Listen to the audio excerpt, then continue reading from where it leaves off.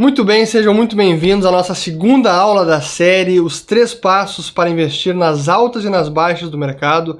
Nessa segunda aula a gente vai falar sobre os indicadores do ciclo, como identificar a fase do ciclo em que nós estamos. Na primeira aula a gente viu mais uma definição para entender o que é o ciclo econômico e nós vimos como os ciclos são flutuações na atividade da economia e que impactam as principais magnitudes de produção, de emprego, de preços. E também a gente entendeu como a causa essencial está na deterioração da liquidez dos agentes, ou seja, há aquele descasamento entre poupança e investimento, e o Banco Central normalmente joga um papel crucial nesse meio todo, porque ele pode promover, ampliar, acabar prolongando e às vezes até evitando que haja os ajustes, ou que a gente chama que é a limpeza dos investimentos errôneos, no inglês chamado de malinvestments. É isso que acontece quando o Banco Central acaba intervindo no sistema para tentar colocar liquidez e evitar que haja esse expurgo dos excessos. Mas enfim, não vou me antecipar aqui tanto nesta aula. Primeiro eu queria agradecer novamente a atenção e interesse. Essa aula é muito importante, mas a terceira aula também, e na terceira aula que eu vou revelar uma surpresa para vocês, num projeto que a gente está trabalhando aqui muito bacana, mas é importante que vocês vejam esta e a terceira aula também sobre os ativos financeiros no ciclo. Então, muito bem, vamos já passar para esta aula para falar das fases do ciclo e como os indicadores permitem que a gente identifique a fase. Para quem nunca viu nada sobre as fases do ciclo, a gente pode definir como as quatro principais, ou as 4 fases do ciclo, sendo as seguintes. Primeiro vem a fase da expansão econômica, então esse é o período em que a economia está crescendo, há pujança, tudo vai bem, o emprego cresce, a economia começa a produzir mais, há mais consumo, há mais crédito. Esse é o período, digamos, da felicidade, mas é nesse momento que as sementes da contração, da recessão ou da desaceleração econômica estão sendo plantadas, porque é nesse momento que os erros estão sendo cometidos, mas ninguém se dá conta disso e muitas vezes nem é possível identificar a priori. Mas esse é o momento mais, digamos, mais bacana para todo mundo, para a sociedade. Depois vem o momento da crise ou pico da atividade econômica, esse é o momento de inflexão, quando a gente atinge o máximo da expansão, e que ele é o período que precede, então, a contração da economia ou a depressão, dependendo do aprofundamento que for esse período recessivo. Essa é a terceira fase. E aí, por fim, a recuperação, que é a quarta fase, quando todo o saneamento dos balanços das empresas, das famílias também, isso foi realizado, então os excessos foram expurgados, teve essa limpeza da economia e os agentes podem novamente retomar e entrar num novo ciclo de expansão e normalmente se espera que seja um ciclo mais sustentável, baseado em poupança real e não apenas na expansão do crédito sem respaldo em poupança genuína. Então essas são as 4 fases do ciclo. E o que é interessante a gente apenas falar aqui taxativamente é que assim como na vida não há nenhum bem que dure para sempre, nenhum mal que nunca acabe, com os ciclos econômicos funciona da mesma maneira. Então não há nenhuma pujança que segue para sempre em linha reta sem jamais chegar ao seu fim, e também não há nenhuma depressão que não chegue ao fundo do poço, onde não caia mais, onde a economia encontre e chegue no pior ou menor patamar de recessão. Então, e por que eu falo isso? Porque o mais importante, então, quando a gente fala de ciclos econômicos e quando a gente busca navegar no ciclo, é entender esses pontos de inflexão, ou seja, quando está se esgotando um ciclo de expansão ou quando estamos chegando próximos ao fim de um período de recessão profunda ou até de depressão. Então talvez essa seja a forma mais importante de buscar identificar o ciclo, identificar esses pontos de inflexão, quando acaba a pujança e pode vir uma contração, ou quando a economia está pronta para se recuperar, que já expurgou todos os excessos e fez aquela limpeza geral dos erros dos investimentos equivocados. Então o objetivo desta aula principal vai ser mostrar para vocês, por meio dos indicadores econômicos, buscar identificar o fundo do poço da economia brasileira. Então não falar do período do auge, da grande pujança que tivemos em 2009, 2010, mas sim tentar identificar quando a economia brasileira chegou no fundo do poço, quando acabou a depressão ou quando não tinha mais para cair. E é claro que isso não é uma ciência exata e é impossível conseguir definir a priori quando chegamos no fundo do poço, mas sim há vários indicadores, há vários sinais que sim possibilitam ao investidor, pelo menos, chegar muito próximo desta determinação de quando atingimos o fundo do poço ou quando estamos próximos da inflexão, isso é, retomar a economia e entrar num novo ciclo de expansão da atividade econômica. Então, se a gente olhar aqui a nossa economia brasileira, só recapitulando rapidamente como foi aquele nosso auge, que aqui muito bem representado pela capa da revista The Economist, a revista britânica The Economist, de 2009, onde vários analistas diziam que talvez na década, lá em 2014, o Brasil poderia inclusive se tornar a quinta maior economia do planeta, até superando a Grã-Bretanha e a França. Então, essa era uma das coisas que se aventava, que estavam prognosticando que poderia acontecer. Mas é claro que aquele crescimento do Brasil não era com base em fundamentos sólidos que permitisse seguir por mais tempo crescendo.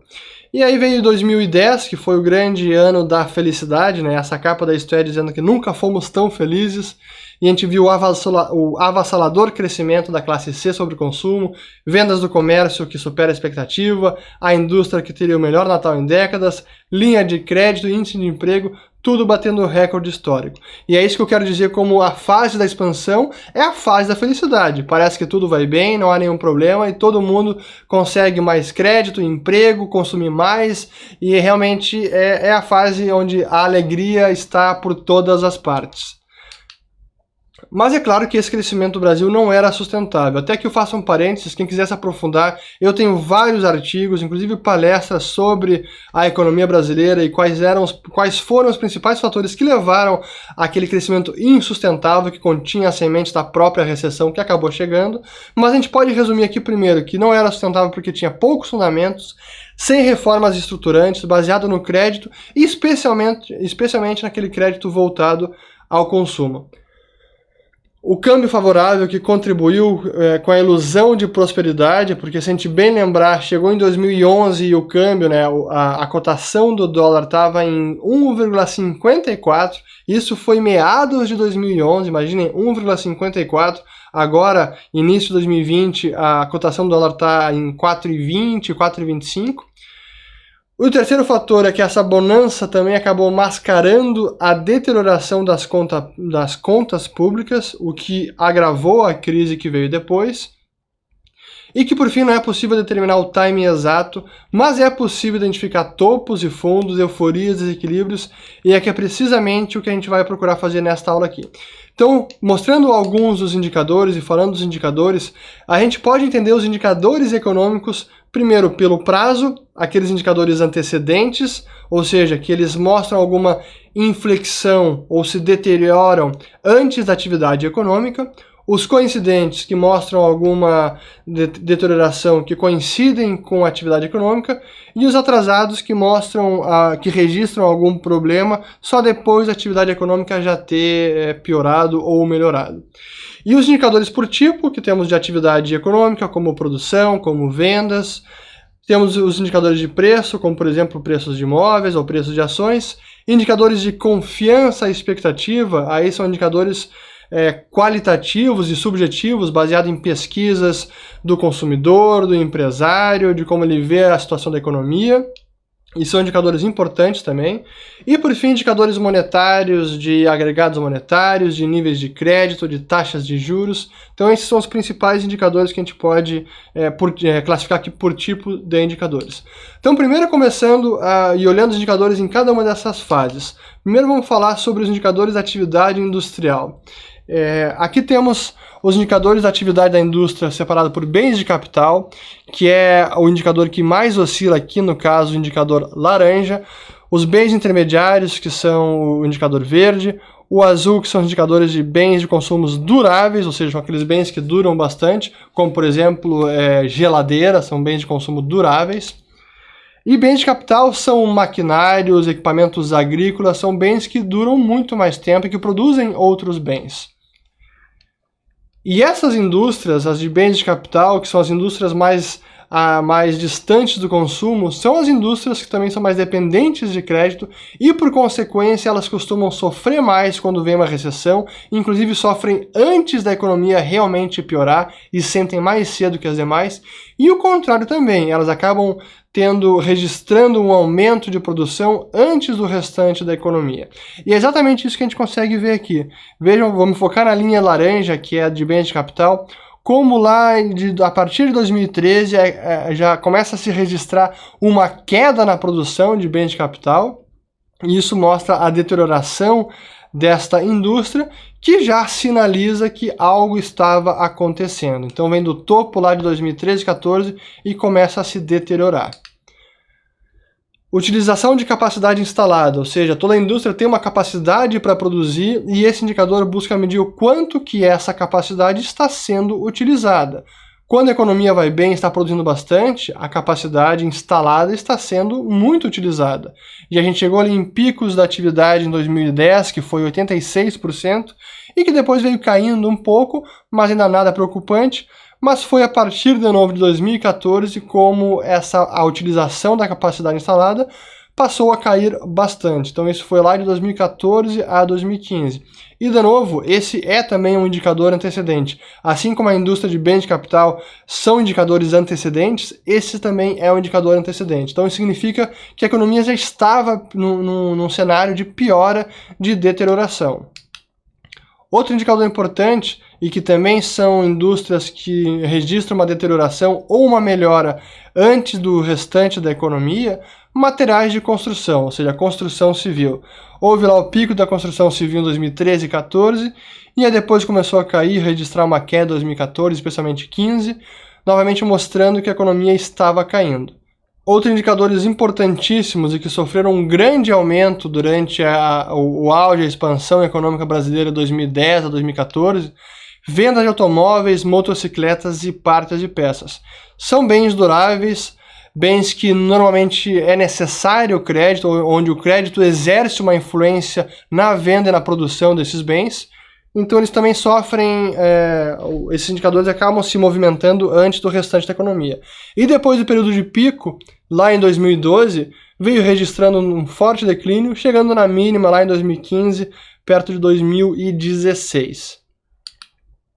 Ou então índice de valores de garantia de imóveis, isso é, todos os contratos de crédito imobiliário que precisam contemplar o valor do imóvel que está garantindo aquela hipoteca, aquele crédito imobiliário, então o imóvel que está por trás daquele crédito, esses valores vão sendo registrados. Então isso não é valor anunciado em algum classificado, não, é realmente o valor efetivamente contratado, ou seja, há um negócio por trás.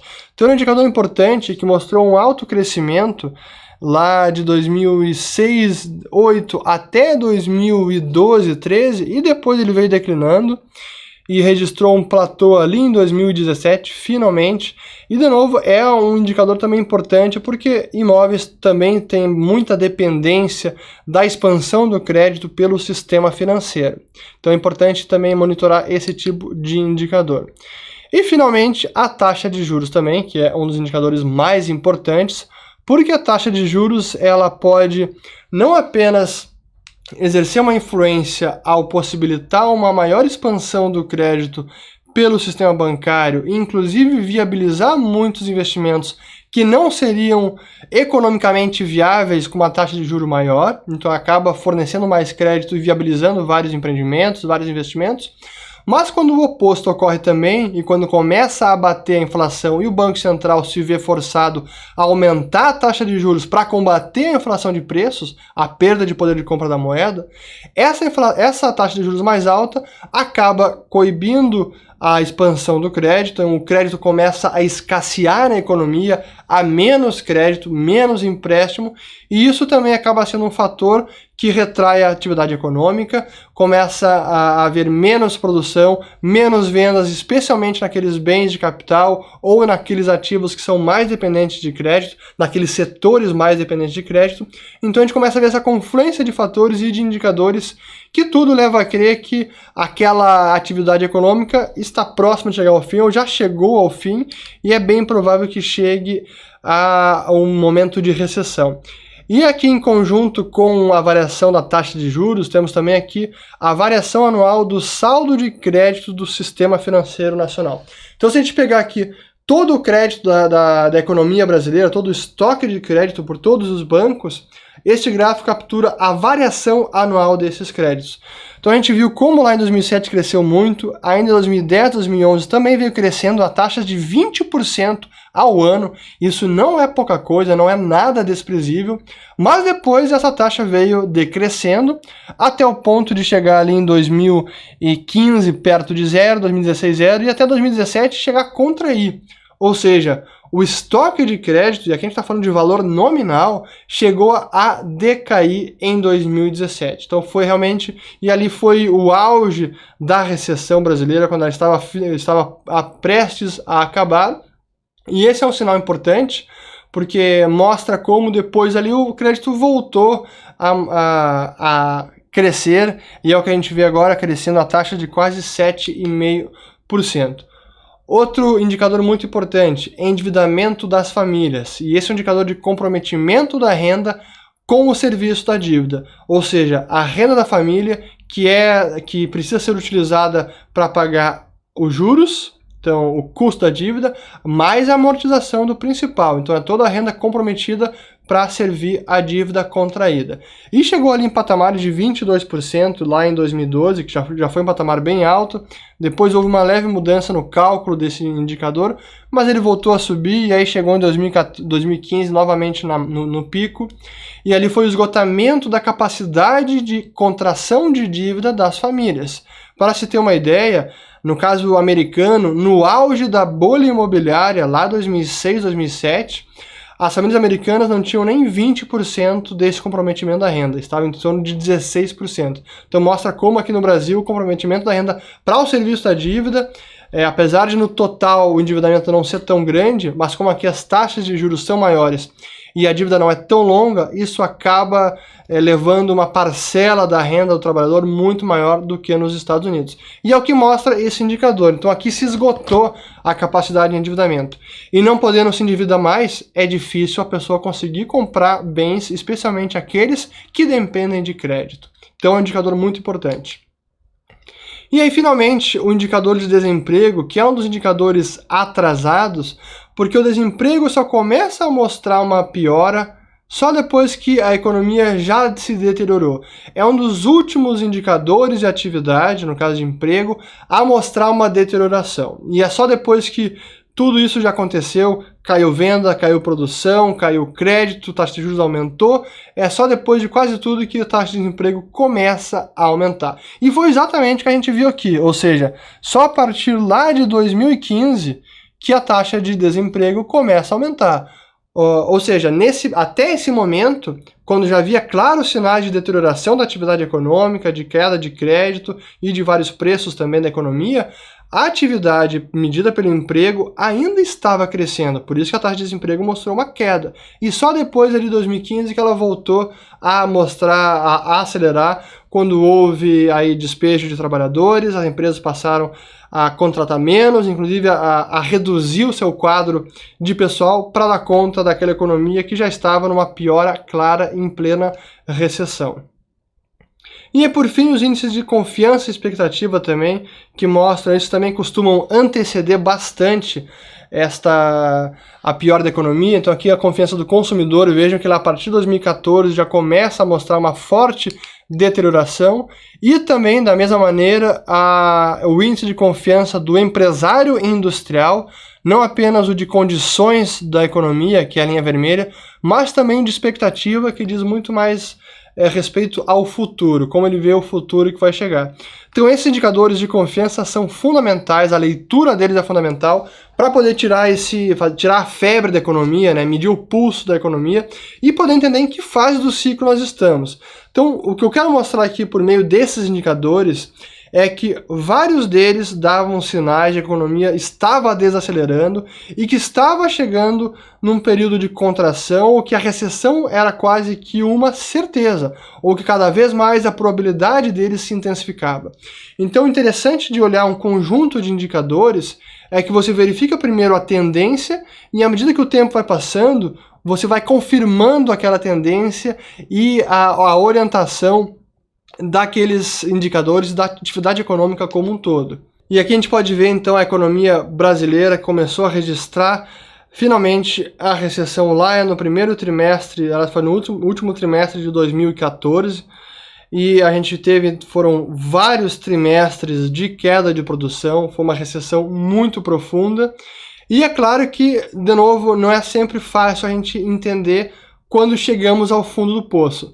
Mas por vários desses indicadores, quando a gente estava lá em 2015, por exemplo, já havia claros sinais, especialmente no fim de 2015, já havia claros sinais, por meio apenas desses indicadores, e aqui eu selecionei os principais, a gente podia intuir que o fundo do poço estava perto, ou se não, já havíamos chegado.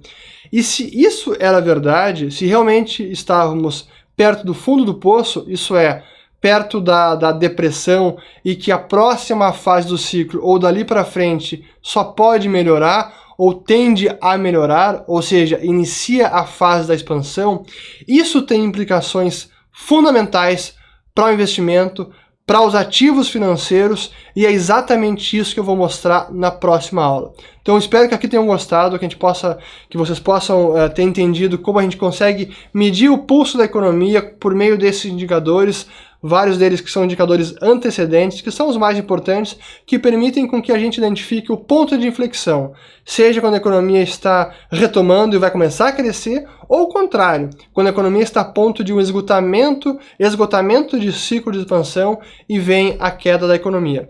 Então eu queria botar aqui para acabar esse resumo desta aula, que é, então, por meio dos indicadores, a gente tira o pulso da economia, verifica a tendência e confirma a direção da atividade econômica, e é preciso analisar diversos indicadores, todos são importantes, não é apenas um único que vai dar uma leitura global, é preciso olhar vários, e os indicadores, então, emitem sinais que não devem ser ignorados. Então, na próxima aula, a gente vai falar sobre o mercado financeiro, os ativos no ciclo, e deixem os seus comentários, deem o seu feedback também, nos acompanhem no Telegram, porque eu vou estar aqui respondendo perguntas, inclusive mandando áudios sobre a aula, e espero vocês na próxima aula, que é fundamental, e vou também revelar uma surpresa que a gente está preparando para vocês, que eu tenho certeza que vocês vão gostar.